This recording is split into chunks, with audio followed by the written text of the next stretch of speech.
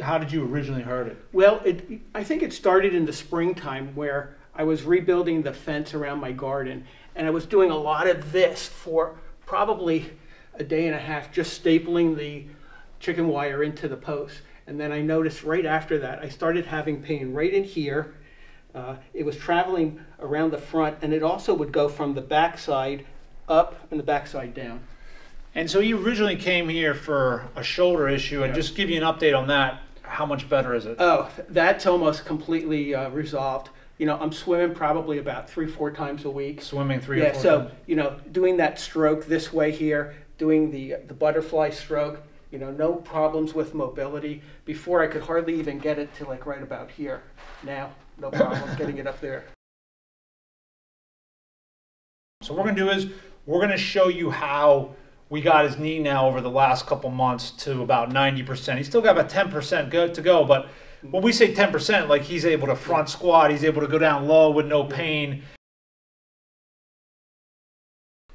Most of the time when people have knee pain, it's because they have not fixed their glutes. All right, so we're gonna show you the 2 glute exercise that then allowed him, once I fix his glutes, now he has a support structure. It takes pressure off the knee, then you can start going in and training the quad. So we're gonna start with our 2 main glute exercises, and then we're gonna show you how we went in then and fixed his quad, and we're gonna show you our knee program. All right, so let's show you our glute program first. Now, when he started, go ahead, put this here. So if we look at this, his foot's right on his calf here, and we'll show you that angle. I'm gonna have her move around, but I just want you to see the hip angle right now. We're gonna move his hip forward. So if this is square, we're gonna move his hip forward about 2 inches. Now show him when you started how high you could get up to. That's it. If he came up any higher, show him what would happen with your hip, how he would shift back like that. So we wanna make sure that when we're doing this, that our hip stays here and now move.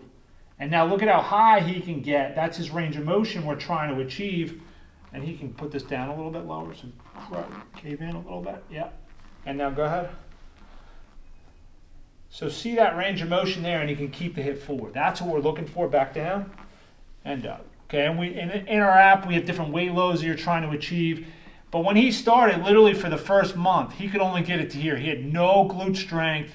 And when I really lock this hip down, people think this is kind of like the clam, okay? But the problem with the clam is when people do the clam, right, you rotate and you laterally rotate like this.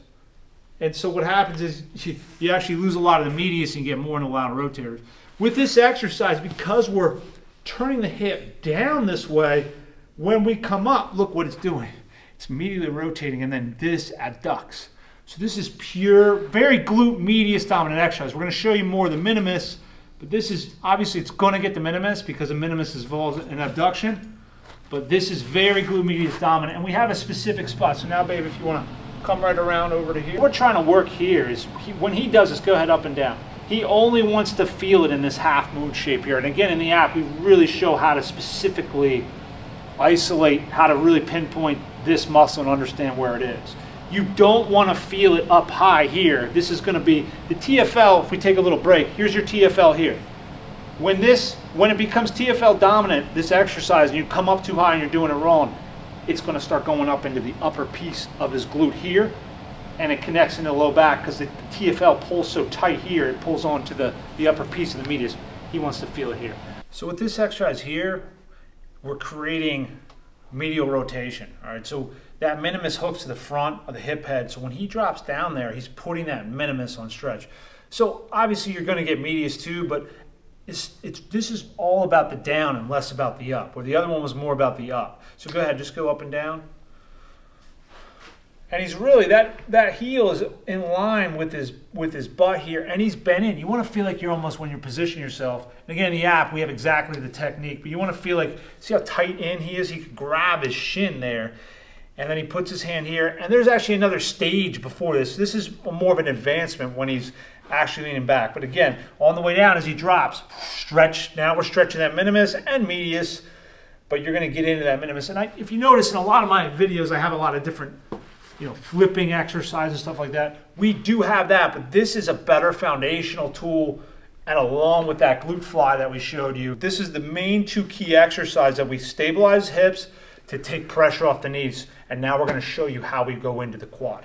So before we go into the quad, we do have a hamstring exercise. This also helps with the knee, but it's not super important. This is a groin exercise that we do. Again, groin 2 helps to stabilize the knee. So while we're building up the glutes, this is a very safe and effective way to start training and re-educating the knee if it's been hurt. He started with this with 5 pounds. That's usually what we, and then you build yourself up to 15 pounds with this technique. Now it is technical, okay? What he would do is he would be like this and he'd turn in and he would go like that with his foot. This is a better positioning to get yourself in alignment. The foot will drop, it will turn in slightly. His heel is going to be in line with the center of his butt, and his knee is going to be in line with his armpit. And then he's keeping that toe turned in and relaxed down, and then he's going up and down. Really putting it on stretch. If you see here, look, his knee is back, and we're just putting this whole quad on stretch here. Okay, so we're really getting in the knee joint. You want to feel this one down the rectus femoris right here. I mean, you're going to be working this other part of the quad, but you're going to really feel it right down the center line of the knee. So a lot of people, when they're transitioning into trying to get someone to, be able to squat without pain, they start and they do, this exercise here. There's nothing wrong with this exercise. I don't have a problem with it.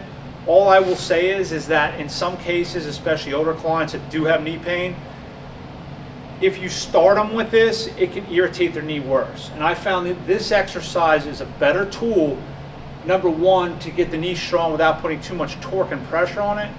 And secondly, what it does, it really helps to train the gait more effectively than this. Because with this, you have a tendency for the knee to kind of, you see people, they cave in like this, or they point the toe out like this, and they go down like this. This really teaches you how to correct the gait. So we're going to show you how I correct the gait. So if you get directly straight in front of this, yeah, perfect. So he's about 4 inches away. We're going to show you another angle, but his heel's about 4 inches away. He's up on his heel, and look at his foot. It's straight ahead. His knees are out a little bit, and now he thrusts forward, and he goes. And to pass this test, you have to get down below 45 degrees without knee pain, which he can do. It's taken him a while, but when he started, go ahead and come on up, and go forward and back. When he started, he had to start very high. You just go to where there's no knee pain, and then eventually you get down, you drop below 45, and once you get to that point, and look, he's not going like this when he comes out. He's not going, go ahead. He's not letting that foot turn out this way. He's keeping everything straight. And when he started, show him how your knee would cave in. It was literally so hard for him to push that knee out. It would just cave in like that. So we had to retrain it, and now it's really easy for him. And that just helps. If you watch, notice when people do cleans and stuff like that, they always teach that position there, not this. So that's why this is just better anatomically to teach than this tool. For about, I'd say, 10 years, till I'm 34 now, so it took me about 10 years and I actually genuinely thought my knees were shot, because I did MRI scans. There was quite a lot of cartilage damage. I mean, I've unearthed every PT, every type of program you could try, and it really had no success. Knees over toes just created more joint pain than it did strength. I came to you just to fix my knees, and I pretty much would say I'm squatting and lifting like I was lifting back in my days where I played rugby. I'm back to the same sort of strength of my early 20s. So this is something now he's moved on to. All right, so again, we started, glutes are the most important thing. You have to develop those so that it takes pressure off the knee so you can start training the quad. That's the number one thing to remember, and that's the biggest mistake people make. So we started with this while he's building his glutes up. He passed the glute test, he passed this, then we moved into this one. He mastered that, and then he moves into this. And this is one of the final stages. He's just going to come down, he's coming up on his toes, and again, his feet are pretty straight ahead, and his knees are pushed out. And he's just got to this stage, all right? So he's only been doing this for like a week. And this is how we start knowing, and there's no knee pain when you're doing that. No knee pain at all. When you started, would that have been severe? Oh, yeah. This is how I know he's like 90% healed. So the goal in this exercise is around 35 pounds, okay? If you can handle 35 pounds and you can get low in that position, it means your knee's pretty healthy, okay? And you have pretty good flexibility down there. Now at this point, could the client transition into something like the ATG split squat. Sure, is it appropriate at this time if they want to do it? Yes, their glutes are built up, they're pretty strong in this position, they could start working toward that. In my opinion, I don't mess with that exercise. I've seen a lot of people over the years get hurt trying to get too low and too much weight, so I don't really mess with it. If the athlete wants to start working on trying to get low, rather than loading up a bunch of weight in an extreme position, I'm just gonna have the athlete get down and do some stretches for their knees in a low position. Simple. But if you like doing it and you like the challenge of doing it, again, now's the appropriate time, but risk versus reward, I'm not gonna take that risk with my clients. So now that I know he's passed his glute test, he can do the toe squat with some weight, he's ready now to start transitioning into phase 1 of our lifting program. So we're going to show you this and also single leg RDL. But we'll show you this first. Go ahead.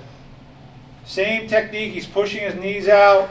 He's got a little bit of a lift here. You can use a dumbbell, but he likes using the bar. You know, we have the dumbbell in the program, it's just easier. We're looking at this angle, he's really focused on trying to push his knees out. Yes. Everyone thinks they're doing a single leg RDL and they're working their glute. A lot of the time they're working the wrong part of the glute. So just come down and just hold it and show them where you start. So arch your back, push that knee out, okay? Pressure's on the heel. Do you see how that knee's pushed out?